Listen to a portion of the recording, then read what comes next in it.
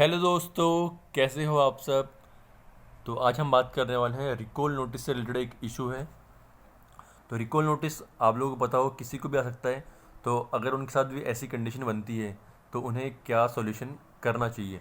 और ये वीडियो मैं बता दूँ आपको, चाहे वो कैंडिडेट टीचिंग पोस्ट से हो चाहे वो नॉन टीचिंग पोस्ट से, सभी के लिए इंपॉर्टेंट है क्योंकि रिकॉल नोटिस तो किसी को भी आ सकता है। तो चलिए सबसे पहले आपके साथ, आपने थंबनेल में पढ़ा भी होगा, थंबनेल में पढ़ता हूँ कि क्या इसका मतलब है। तो यहाँ पे लिखा हुआ है रिकॉल नोटिस में नेम है, लेकिन जब रिकॉल डेफिशिएंसी को सही करने के लिए ऑनलाइन लॉगिन करने पर नो रिकॉल डॉक्यूमेंट बताए तो क्या करेंगे। तो इसका मतलब ये है कि जब भी आपको रिकॉल नोटिस आएगा तो उसमें आपका रोल नंबर गिवन होगा, उसके साथ आपकी डेफिशिएंसी भी लिखी होगी कि आपको ये डॉक्यूमेंट आपकी इसमें ई डोजर में कमी है तो उसे आपको अपलोड करना है। पर जब आप अपने अकाउंट में ORS पोर्टल पे लॉगिन करके दिखोगे कि वहाँ पे लिखा हुआ है नो डॉक्यूमेंट, तो सबसे पहले आपको चलता हूँ ई डोजियर पोर्टल पे लेके। उसके बाद जो है ये नीचे वाली जो बातें हैं इसकी बात हम 2 मिनट बात करने वाले हैं।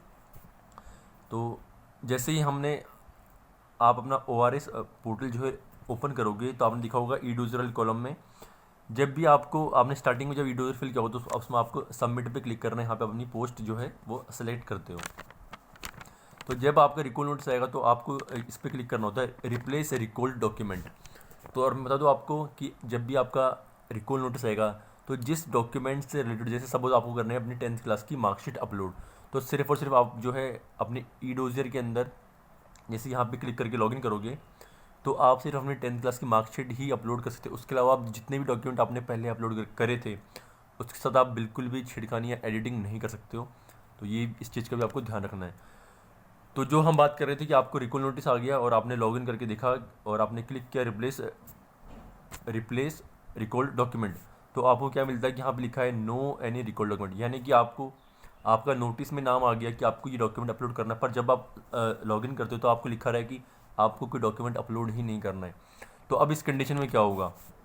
अब वापस हम अपने थंबनेल के ऊपर आते हैं कि रिकॉल नोटिस आ गया, recall notice first recall notice आ गया, सेकंड रिकॉल नोटिस भी चला गया। उसके बाद क्या होगा, फाइनल रिजल्ट आएगा। पर आपने तो अपना डॉक्यूमेंट, आपके पास डॉक्यूमेंट है फिर भी आप अपलोड ही नहीं कर पाए क्योंकि आपके अकाउंट में वो ऑप्शन ही नहीं आ रहा था। तो अब हम नीचे वाले इसको पढ़ते हैं। तो क्या फाइनल मेन रिजल्ट आने के बाद भी रिजेक्शन लिस्ट में नेम होने पर भी ई डोजर डेफिशिएंसी को सही करने का चांस मिलेगा, अगर मिलेगा तो किस कंडीशन पे।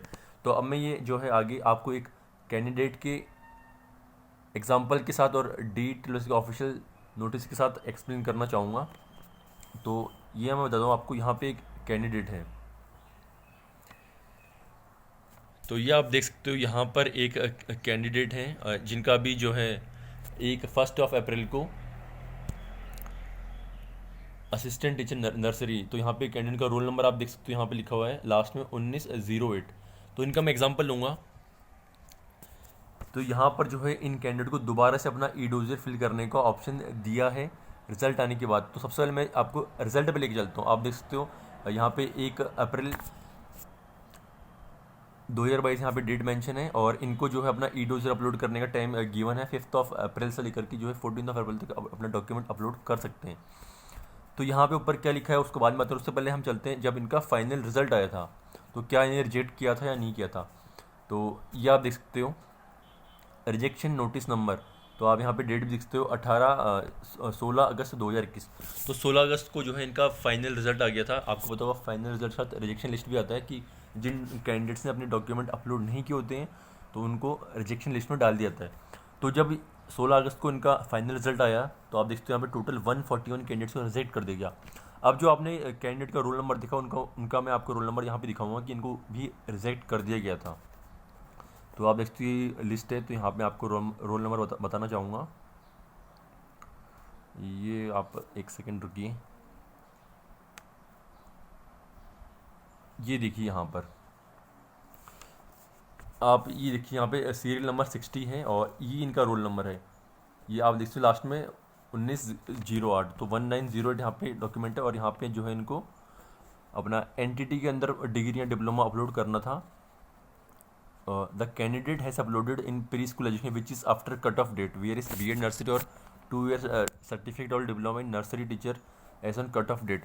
तो इनके साथ क्या प्रॉब्लम हुई थी, इन्होंने अपने इनके पास एनटीटी का सर्टिफिकेट या डिप्लोमा वो भी है इनके पास, पर इन्होंने क्या गलती करी थी, इन्होंने कट ऑफ डेट के बाद अपलोड की। तो आफ्टर कट ऑफ डेट इन्होंने डॉक्यूमेंट अपलोड किया था, तो इनका रिकॉल आया था कि आप अपनी कट ऑफ डेट के पहले अपलोड करें। पर यहाँ पर तो आप देख सकते हो कि इनका रोल नंबर आप दोबारा क्लियरली देख लें, 1501908। तो यहाँ पर तो इनको रिजेक्ट कर दिया गया और इनका फाइनल रिजल्ट भी आ गया। तो अब क्या करें? तो इस कंडीशन में इन्होंने जो है, अब आप देख सकते हो यहाँ पे मैं पहले रोल नंबर कंफर्म कराना चाहूँगा कि यहाँ 1501908 ये कैसे जो है इन कैंडिडेट को दोबारा से अपना ई डोजर अपलोड करने का आप देख सकते हो यहाँ पे क्लियरली मौका दिया है कि इन्होंने जो है कट ऑफ डेट के बाद अपने डॉक्यूमेंट को अपलोड किया था, तो इनको दोबारा से मौका दिया जा रहा है कट ऑफ डेट के पहले का अपलोड करने का। तब क्या कंडीशन हुई, कैसे इन्होंने किया, उसकी हम बात करने वाले। तो वो चीज़ यहाँ पे लिखी हुई है, the candidate having roll number यहाँ पे for the post code assistant teacher nursery had uploaded his e dossier with deficient document and his her candidate was rejected for having requested qualification after cut off date. तो ये कह रहे हैं कि इन्होंने cut off date के बाद जो है अपने डॉक्यूमेंट अपलोड किए, इसलिए उनको रिजेक्ट कर दिया गया था। The candidate had submitted representation dated, तो इन्होंने जो है 17 अगस्त और जो है यहाँ पे लिखा हुआ है 6 नवंबर। तो यहाँ पर इन्होंने क्या किया कि DSSB को एप्लीकेशन लिखी कि सर जो है आपने जब रिकॉल नोटिस का चांस दिया था, फर्स्ट रिकॉल नोटिस आपको पता है 10 डेज गिवन होते हैं और सेकंड रिकॉल नोटिस में 5 डेज गिवन होते हैं। तो जब आपने मुझे मौका दिया था रिकॉल नोटिस अपने डॉक्यूमेंट को अपलोड करने का, तो मैं अपने पोर्टल से जो है डॉक्यूमेंट अपलोड नहीं कर पा रही थी। लिखा stating that she could not be given any opportunity to upload the deficient document in the e-dozer and requested to give him an opportunity to upload। तो ये कह रही है, इन्होंने एप्लीकेशन लिखी कि सर आपने मुझे मौका नहीं दिया, तो आप मुझे मौका दीजिए। तो on scrutiny of record and ORS model, तो DSSB कह रही कि हमने रिकॉर्ड को चेक किया, it has been found that she could not be given any opportunity. तो DSSB कह रहे हैं कि हमने खुद उसे सब कुछ चेक किया उनके अकाउंट को कि सच में उनको जो है मौका नहीं दिया जा रहा था अपने डॉक्यूमेंट को अपलोड करने का। Any opportunity to upload the deficient document in the e-dossier and accordingly ही और she is been given first opportunity with effect from 5 April to 14 April to upload the document. तो यहाँ पे बोर्ड ने खुद ने कहा कि उन कैंडिडेट ने बताया, अगर वो नहीं बताते तो उनको सिंपली रिजेक्ट कर दिया गया था। तो इन सब चीज़ों से हमें क्या सीखने को मिल रहा है कि ये ऑफिशियल नोटिस आपके सामने ही है कि जब भी अगर आपके साथ ऐसा होता है, कभी आपको रिकॉल नोटिस आता है तो आप, और अभी हो सकता है अभी एक कैंडिडेट कमेंट भी कर रहे थे कि सर ऐसा हो गया कि मेरा नाम रिकॉल नोटिस है पर वहाँ पे डॉक्यूमेंट बता ही नहीं रहा कि आप अपलोड करिए।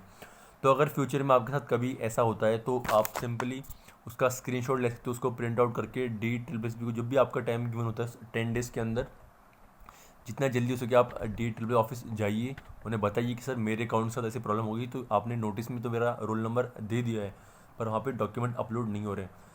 तो आप देख सकते हो और इन कैंडिडेट कितना लेट हो गया, इनका रिजल्ट अगस्त में आ गया था 2021 में, उसके बाद जाके अब इनको चांस दिया जाए। तो अच्छी बात है, इनको चांस मिला और इनके कट ऑफ डेट के वाले डॉक्यूमेंट सही होंगे और ये अपलोड कर देंगे तो इनका जो है फाइनल रिजल्ट भी हो जाएगा।